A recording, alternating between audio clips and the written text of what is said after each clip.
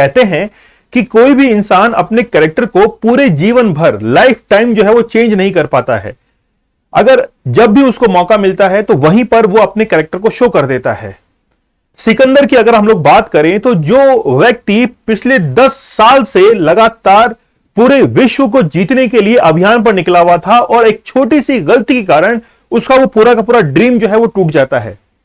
आज पाकिस्तान के साथ में भी कुछ ऐसा ही है। पाकिस्तान चाहकर भी अपने कैरेक्टर को चेंज नहीं कर पाता है। उसका जो कैरेक्टर है, टेरर फंडिंग करना, मिलिट्री के लिए अलग से बजट जो है वो डिक्लेयर करना जो कि सपोर्ट करती है वहां के टेररिज्म एक्टिविटीज को, और दूसरे जो इंटरनेशनल ऑर्गेनाइजेशन है उनको भी ये पता है कि पाकिस्तान ऐसा करता है, लेकिन पाकिस्तान क्या करे, वो चाहकर भी अपने कैरेक्टर को चेंज नहीं कर पाता है। अब पाकिस्तान जो है वो पहुंच गया है आईएमएफ के अंदर और बेसिकली वॉशिंगटन डीसी के अंदर वो पहुंच गया है, जहां पर उसने ये कहा है कि मेरी जो फंडिंग है उसको वापस से रिज्यूम कर दिया जाए, जिसको डोनाल्ड ट्रंप ने बंद कर दिया था। डोनाल्ड ट्रंप ने बंद क्यों किया था, आखिरकार वो फंडिंग इतनी जरूरी क्यों है पाकिस्तान के लिए, कितनी वो फंडिंग थी और इसके पीछे वजह क्या थी, हम लोग इस लेक्चर में यह भी देखेंगे कि आईएमएफ जो है वो वर्क किस तरह से करता है। क्या भारत ने जो है वो आईएमएफ से लोन ले रखा है, अगर लोन लिया है तो कितना लोन लिया है, आज हम लोग इस लेक्चर में देखेंगे। तो रिसेंटली क्या हुआ है, पहले तो आप लोग वो घटनाक्रम को जो है वो देख लीजिए। पाकिस्तान जो है वो कहां पहुंच चुका है आईएमएफ के अंदर। रिसेंटली वॉशिंगटन डीसी के अंदर एक सेमिनार होता है। उस सेमिनार के अंदर पाकिस्तान के जो फाइनेंस मिनिस्टर हैं वो वहां पहुंचकर ये कहते हैं कि हमारी जो फंडिंग थी जो कि यूएसए से आती थी, उस फंडिंग को वापस से रिज्यूम किया जाए। वो फंडिंग कितनी थी, 24,000 करोड़ की वो फंडिंग थी, लगभग $300 बिलियन की वो फंडिंग थी, जिसको पाकिस्तान ने वापस से रिज्यूम करने के लिए कहा है। आपकी जानकारी लिए बता दूं कि इंडिया ने 1991 के बाद में अभी तक कभी भी आईएमएफ से पैसा नहीं लिया है, क्योंकि भारत को जरूरत ही नहीं पड़ी है इस पैसे की। आप लोग सोच रहे होंगे सर इस पैसे से क्या मतलब है। भाई मेरा मतलब यह है कि आप एक बार उस दोस्त से पैसा उधार लेते हैं जो कि आपके सिर पर खड़ा रहता है वापस पैसा वसूल करने के लिए, और दूसरा दोस्त जो वो है जो कि यह सोचकर पैसे देता है कि आप उससे कहीं ना कहीं डेवलप करेंगे। वर्ल्ड बैंक और आईएमएफ दोनों का नेचर अलग अलग है। मान लीजिए कि आप अपने कंट्री के अंदर कोई भी ब्रिज बनाना चाहते हैं, कोई भी डैम बनाना चाहते हैं, तो वर्ल्ड बैंक जो है वो फंड करता है कि आप कहीं ना कहीं विकास करना चाह रहे हैं, डेवलप करना चाह रहे हैं। लेकिन मान लीजिए कि आप किसी भी इकोनॉमिकल ट्रैप में फंस चुके हैं, तो फिर आईएमएफ जो है वो लोन देता है। जैसे कि आपको मान लीजिए कोई बिजनेस डेवलप करना है, तो आपका वर्ल्ड बैंक जैसा दोस्त जो है वो आपको हेल्प करता है, लेकिन आप किसी हॉस्पिटल के अंदर एडमिट हो चुके हैं, अब आपको जो है पैसे की जरूरत है, तो कहां से लाएं पैसा, उस समय आईएमएफ जो है वो हेल्प करता है। तो आईएमएफ जो भी देश इकोनॉमिक ट्रैप में फंस जाते हैं उनको हेल्प करता है, जबकि वर्ल्ड बैंक जो है वो हेल्प करता है डेवलपिंग प्रोजेक्ट्स के अंदर। और भारत ने 1991 के बाद में जो है वो लोन नहीं लिया है, और पाकिस्तान जो है वो आए दिन आईएमएफ के अंदर पहुंच जाता है। आईएमएफ के पहले वर्किंग सिस्टम को हम लोग को समझना पड़ेगा कि आईएमएफ एक तो सर्विलांस का वर्क करता है, मतलब एज ए कंसल्टेंट या एडवाइजरी के तौर पर वर्क करता है, और दूसरा वो शॉर्ट टर्म, लॉन्ग टर्म या फिर जो बैलेंस ऑफ पेमेंट्स हैं इनके लिए भी फंडिंग जो है वो करता है। और यही फंडिंग जो है वो आईएमएफ ने पाकिस्तान को कई बार की है। देखिए आईएमएफ के बारे में देखें तो 27 दिसंबर 1945 को आईएमएफ का फॉर्मेशन किया गया था, आज से लगभग 77 ईयर्स एगो पहले किया गया था, और वॉशिंगटन डीसी के अंदर इसका हेडक्वार्टर स्थित है। आप लोग मुझे कमेंट सेक्शन में यह बताइएगा कि वॉशिंगटन डीसी के पीछे ये जो डीसी लिखा हुआ है, इस डीसी की फुल फॉर्म क्या है। वॉशिंगटन डीसी के अंदर ही अभी रिसेंटली वो सेमिनार हुआ है आईएमएफ का, और वहां पर पहुंच चुका है पाकिस्तान के फाइनेंस मिनिस्टर, जिन्होंने कहा है कि हमारी जो फंडिंग है उसको रिज्यूम कर दिया जाए। अभी हम लोग देखेंगे कि क्यों सस्पेंड की गई थी। 190 कंट्रीज जो हैं वो उसके मेंबरिंग कंट्रीज हैं, ऑफिशियल लैंग्वेज इंग्लिश है, और क्रिस्टिलिना जॉर्जाविया जो है वो अभी इसकी मैनेजिंग डायरेक्टर है। तो दो पोस्ट बड़ी महत्वपूर्ण है, एक तो मैनेजिंग डायरेक्टर की और एक है डेप्यूटी मैनेजिंग डायरेक्टर की। यह लिस्ट देखकर आपको आश्चर्य होगा, अचरज होगा कि यहां पर जितने भी आप लोग देख रहे हैं इनके अंदर एक भी यूरोप से बाहर मैनेजिंग डायरेक्टर नहीं है। सबसे पहले 6 मई 1946 को कैमेले गुट जो है इनको अपॉइंट किया गया था एज ए मैनेजिंग डायरेक्टर, जो कि बेल्जियम से थी। ये क्वेश्चन आ चुका है। फिर आप लोग देखेंगे कि यूरोप के अंदर जो है, यूरोप से ही मैक्सिमम जो है, मैक्सिमम क्या है ही सारे वहीं से। और अभी जो है क्रिस्टलिना जॉर्जाविया वो कहां से हैं? बुल्गारिया से हैं, जिनकी अपॉइंटमेंट हुई थी 1 अक्टूबर 2019 से लेकर अभी प्रेजेंट में भी वही मैनेजिंग डायरेक्टर हैं। एक भी मैनेजिंग डायरेक्टर यूरोप से बाहर नहीं है। फिर यहां पर देखिए आप लोग एक और एग्जांपल, 21 जनवरी 2022 से लेकर वर्तमान तक अभी गीता गोपीनाथ जो हैं वो यूनाइटेड स्टेट्स के सिटीजनशिप के साथ में अभी डेप्यूटी मैनेजिंग डायरेक्टर बनी हुई हैं आईएमएफ के अंदर। और शुरुआत से लेकर अब तक एक भी जो है ऐसा व्यक्ति नहीं बना है जिसके पास में यूएस की सिटीजनशिप हो ही ना। दूसरी बात, पहले जो बने थे 9 फरवरी 1949 को, वो थे एंड्रयू ओवरबाय। ये पहले जो थे वो डेप्यूटी मैनेजिंग डायरेक्टर बने थे। तो ये तो कोई जो है, अब इसमें तो कोई जो है दोहराई ही नहीं है कि आईएमएफ, वर्ल्ड बैंक इन्फ्लुएंस है through USA and European countries.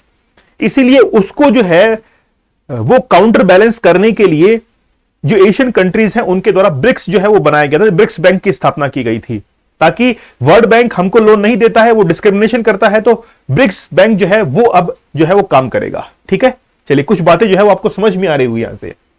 यहां पर देखिए कि आईएमएफ के अंदर जब भी कोई डिसीजन लिया जाता है तो वो हमेशा वोटिंग वहां पर करवाई जाती है, और वो वोटिंग शेयर जो है वो डिपेंड करता है कि आपने आईएमएफ को कितना सपोर्ट कर रखा है, वहां पर फाइनेंशियली कितनी हेल्प कर रखी है। उसमें यूएसए जो है वो सबसे पहले नंबर पर है, जिसने लगभग जो है 17.43 जो है वो क्या कर रखा है, पार्टिसिपेट कर रखा है in terms of finance.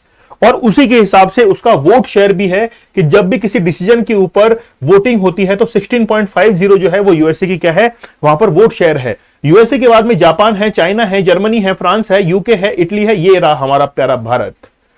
India जो है, इंडिया का परसेंट है 2.75, मतलब इतना फंडिंग जो है वो भारत ने वहां पर कर रखा है, इतना परसेंट के आसपास। ठीक है, और इसी के हिसाब से फिर भारत का जो है वो वोट शेयर भी है 2.63।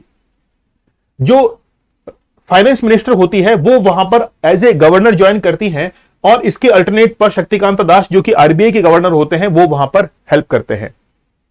तो इंडिया का आप लोग देख सकते हैं। आप लोग सोच रहे हैं पाकिस्तान कहां गया?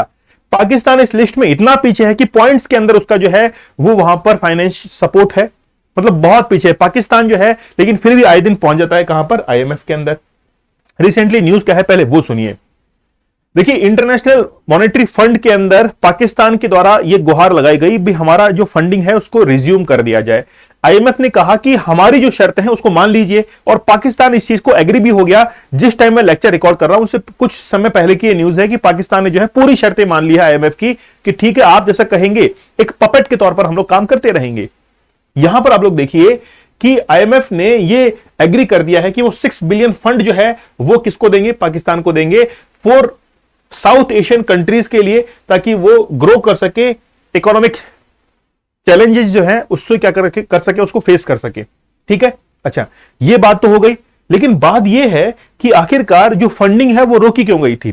देखिए यहां पर ये जो साहब आपको दिख रहे हैं ये है डोनाल्ड ट्रंप। इन्होंने पाकिस्तान को यह कहा कि पाकिस्तान और अफगानिस्तान की जो बॉर्डर है वहां पर पाकिस्तान जो है वो टेरर फंड करता है अफगानिस्तान के अंदर, और वहां पर इम्बैलेंस की जो कंडीशन है वो क्रिएट कर देता है। जब अमेरिका ने, यूएसए ने विड्रॉ किया था अपने ट्रूप्स के साथ में अफगानिस्तान से, तो फिर डोनाल्ड ट्रंप ने उसी टाइम जो है वो पाकिस्तान की फंडिंग भी रोक दी थी, और फंडिंग थी 24,000 करोड़, 300 बिलियन डॉलर की वो फंडिंग थी, क्योंकि इनका यह आरोप है कि पाकिस्तान जो है वो कहीं ना कहीं अफगानिस्तान के अंदर टेररिज्म जो है उसको बढ़ावा देता है। दूसरी बात, टेरर फंडिंग जो है वो भी पाकिस्तान के द्वारा की जाती है, इसीलिए यूएसए ने जो है वो फंडिंग रोक दी थी। ठीक है, अब आईएमएफ के अंदर वापस से गया है कि ठीक है यार, जो है यूएसए जो फंडिंग दे रहा है वो हमको वापस से चाहिए, लेकिन फिर आईएमएफ की तरफ से वहां से ये बयान आता है कि जो आईएमएफ की शर्तें हैं उसको मान लीजिए। वो शर्तें क्या थी कि भाई आप जो है पैसा खर्च करेंगे केवल इकोनॉमिक डेवलपमेंट के ऊपर, ना कि टेरर फंडिंग के तौर पर। ठीक है, तो Pakistan has demanded the US to resume it military funding. तो मिलिट्री फंडिंग के तौर पर यूएसए जो है वो लगभग 24,000 करोड़ रुपए जो है वो पाकिस्तान के अंदर खर्च करता था। ठीक है, अच्छा यहां पर देखिए, ये ग्राफ आप लोग को बताएगा। इस ग्राफ के अंदर देखिए आप लोग, जब हम लोग 2018 की बात करेंगे तो इस समय देखिए बिल्कुल पीक पर है। जब नवाज शरीफ हटे हैं, पनामा पेपर लीक्स वगैरह हुए थे, उस समय नवाज शरीफ जो है वो हटे थे, और जब वो हटे तो शहबाज शरीफ जो है वो प्रधानमंत्री बने। तो इस समय 2018 के अंदर सबसे ज्यादा जो मिलिट्री ग्रोथ है फंडिंग के तौर पर, बजट जो है सब ज्यादा इसी में एलोकेट किया गया 2018 के अंदर, ठीक है। और फिर सबसे कम आ गया 2022 के अंदर, क्योंकि इमरान खान जो थे उन्होंने थोड़ा कम ध्यान दिया डिफेंस के ऊपर, वो पॉलिटिकल करियर जो है वो बनाना चाहते थे। और धीरे धीरे देखिए यहां पर ये फंडिंग जो है ये 2030 की यहां पर बताइए 2030 की, कि यहां तक जो है वो लगभग 2.25% जो है, लगभग 2-2.5% के आसपास रहने वाला है ग्रोथ। ये क्या चीज है? ये है कि पाकिस्तान अपने डिफेंस का बजट जो है वो कितना रखता है, धीरे धीरे कितना बढ़ाता रहता है। तो एक बार तो इतनी यहां तक बढ़ा दिया था, लगभग कितना था वो 11% के आसपास में था, और अब जो है वो काफी कम, उसने कुछ बार तो नेगेटिव में भी जो है वो चला गया है, लेकिन अब धीरे धीरे वापस से बढ़ा रहा है। तो पाकिस्तान जो है बहुत पैसा खर्च करता है मिलिट्री के ऊपर। तो ये तो आज का लेक्चर था। आप लोग मुझे कमेंट सेक्शन में एक चीज बताइएगा कि आईएमएफ के द्वारा एक मैगजीन जो है, एक रिपोर्ट वो जारी की जाती है, उस रिपोर्ट का नाम क्या है और बहुत फेमस है। आज हमारे इस प्लेटफॉर्म के ऊपर एक नई फैकल्टी जो है वो इंट्रोड्यूस हुई है, वेरोनिका मैम। आप जो है उनके वेलकम के लिए एक छोटा सा बेहतरीन कमेंट जो है वो नीचे कर सकते हैं, ताकि उनकी जो है, वैसे तो बहुत आप जानी मानी फैकल्टी हैं, नेशनल लेवल पर आप लोग सभी जानते होंगे, लेकिन आज हम लोग एक छोटा सा उनको वार्म वेलकम जो है वो कर सकते हैं। सिद्धांत सर ने आप लोगों के लिए एनसीईआरटी कोड जो है डिजाइन किया है। अगर आप लोग कोड यूज करेंगे एनसीईआरटी तो आपको 25% डिस्काउंट अवेलेबल हो जाएगा। स्टडी ग्लोस को सब्सक्राइब जरूर कीजिए, आप लोग सब्सक्राइब नहीं कर रहे हैं। बहुत धीरे जो है वो अब सब्सक्रिप्शन की रेट जो है वो बढ़ रही है, तो आप भी जो है वो थोड़ा सा इधर ध्यान दीजिए, सब्सक्राइब जरूर कीजिए चैनल को, ठीक है। ये लेक्चर आप लोग कैसा लगा मुझे आप लोग कमेंट सेक्शन में जरूर बताइएगा। मिलते हैं हम लोग नेक्स्ट लेक्चर में, तब तक के लिए धन्यवाद, थैंक यू, जय हिंद।